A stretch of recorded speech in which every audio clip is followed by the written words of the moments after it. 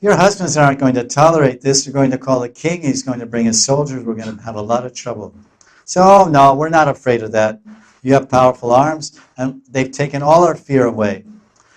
Just as you used your arm to hold up Govardhan Hill, and you protect us. I mean, gopis are lovers of Krishna, but love creates so much logic also.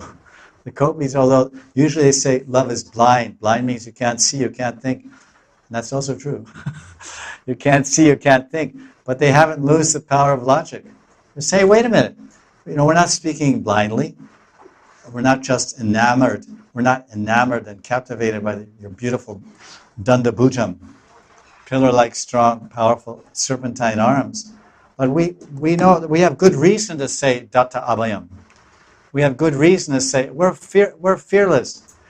Why do we care about a puny king from Mathura? He's a puny king from Mathura Mandala. When the king of the whole universe, Indra. Indra means the king. He's the king of the entire whole universe. He's the king of all the demigods. And you defeated him not with 2 arms. We're talking about Dandabhujam. We're talking about 2 arms. We have your 2 arms will protect us. You only use 1 arm. That's your weak arm, your left arm. Right arm is stronger than the left arm. With your 1 arm, left arm, and not even your arm, your pinky. You defeated Indra, who's the king of all kings of all kings of all kings of the whole universe, with your pinky.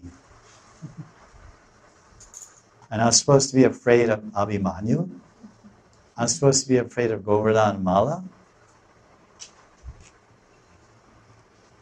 Tadavayam. Tatam abhayam. Your 2 arms make us fearless. And then Krishna would say, oh, you're just sentimental. You're just sentimental women. There's no logic. You're crazy about me. You're just totally in love with me. You can't even think straight. Oh, yeah? And then they say this. They say, you protected us from the pride of Indra. Those arms will certainly kill that beast named Kams. Your arms will certainly kill that beast.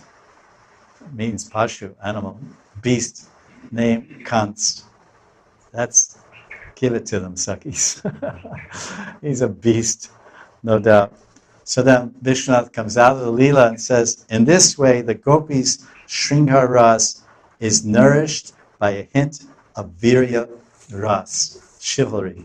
So when you talk about powerful arms, you talk about heroes. You talk about Kshatriyas. They have the characteristic of a Kshatriya, the Lakshanas, powerful arms. So this is Vira Ras, one of the Gona Rasas. So any girl has a boyfriend, she doesn't want a wimp for a boyfriend. She wants some powerful, strong man. This power is one of the opulences.